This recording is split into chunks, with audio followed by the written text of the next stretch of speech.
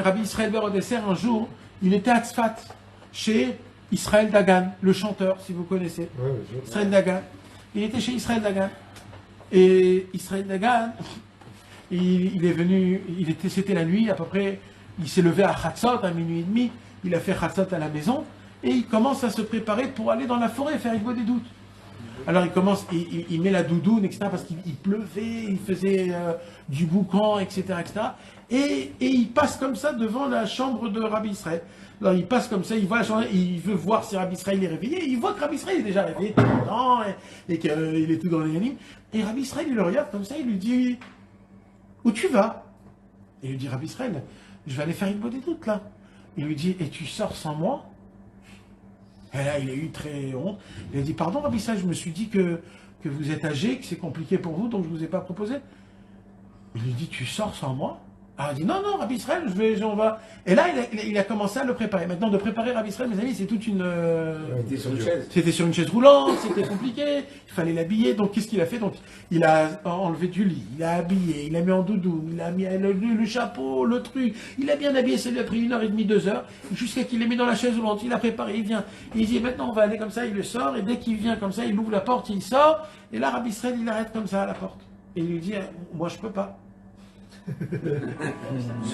alors il le regarde comme ça, Israël Dagan, il lui dit ça fait 1h30 que je suis en train de t'habiller, c'est le zman de mon Khatzat, comment, je comprends pas. Il lui dit mais moi je veux faire une bonne doute, mais j'arrive pas, alors je fais ce que je peux. Ce que je pouvais, c'est juste de me préparer, d'arriver jusqu'à la porte, maintenant je veux, donc je vais rester là et je vais t'attendre.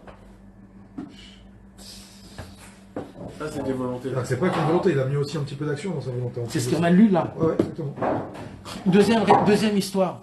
L'histoire que son petit-fils nous a raconté, le patron du Keren à l'époque, Rabbi Abraham Horvitz, qui était le petit-fils de Rabbi Israël, qui était un très très grand homme. Un jour, il va aller se tremper au mikvé de Chana à Shmuel Hanavi à Yerushalayim. Vous connaissez? Oui. Il y a le kever de Shmuel Hanavi. Et en bas du kever de Shmuel Hanavi, il y a le mikvé de Chana. Vous avez, et ce mikvé-là, c'est qui s'est trempé là-bas? C'est Chana, la maman de Shmuel. Vous savez que Chana n'avait pas d'enfant. Chana était mariée à son mari, et son mari avait une autre femme, 2 femmes, une qui s'appelait Chana, une qui s'appelait... Peu importe. Oh là là, j'ai oublié les noms, c'est de la folie. Et une autre femme. Maintenant, cette autre femme, elle avait beaucoup d'enfants. Et elle, la pauvre, elle n'avait pas d'enfants. Comme Rachel, elle est là. Un jour, elle est venue chez son mari, et il lui dit, mon mari, ma vie, c'est pas une vie, j'ai pas d'enfants avec toi, je sais pas quoi faire, etc. Alors elle lui a dit, mais qu'est-ce que tu t'en fous d'avoir des enfants? Tu m'as moi.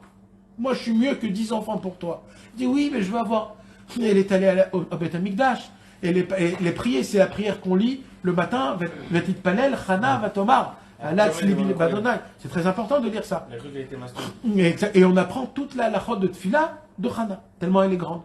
Chana, elle est allée se tremper dans un mikvé avant la concession. Et elle s'est trempée dans le mikvé à Yerushalayim, dans la montagne de Har Shmuel, là où il est enterré. Elle s'est trempée là-bas, et le soir même, elle est tombée enceinte.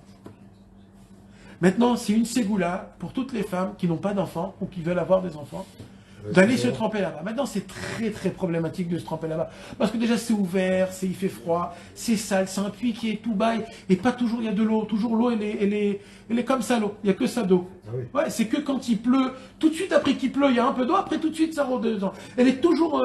un jour, Amram Horvitz, donc, il dit à Rabbi Israël, ça va? Est-ce que tu veux venir avec moi, lâche-moi la vie? Il lui dit, Bevadaï! Et il le prend, et ils vont à Shmuel Hanavi, il prie Shmuel Hanavi. Il dit, après qu'il termine de prier, il dit, ça va, on descend au mikvé. Il lui dit, Bevadaï. Alors il vient, maintenant c'est un peu une petite trotte, c'est dans la montagne, donc il faut descendre Rabbi Israël, c'était compliqué, etc. Il descend Rabbi Israël, il descend, et il commence, et il regarde et dit, ah, dommage. Il n'y a pas 40 CA dans le mikvé, donc c'est pas un mikvé. On ne peut pas en faire. Et quand il dit ça, il voit que Rabbi Israël il est en train de se déshabiller. Il lui dit, ça va, c'est pas un mikvé, il n'y a même pas une mitzvah, il n'y a rien. Et Rabbi Israël il dit rien. Et il enlève ses habits, il enlève tout, il rentre, et il se met dans le mikvé, il tourne comme ça, pour que l'eau rentre partout. Il lui dit, mais Rabbi Israël, qu'est-ce que tu es en train de faire? Il lui dit, ben, je fais ce que je peux. J'ai envie, moi, je veux me tremper. Il n'y a pas d'eau. Alors je fais ce que je peux. Alors je fais mouiller mon corps. Et Abraham, en fait, il a dit, il n'a pas eu de temps pour se lever. D'un coup, il y a eu comme une sorte de pluie. Ça a commencé à pleuvoir et il y a eu assez une quantité pour qu'il puisse se retremper encore une deuxième fois. Ça, c'est la volonté qui a emmené la chose. Quand tu veux, tu emmènes la chose.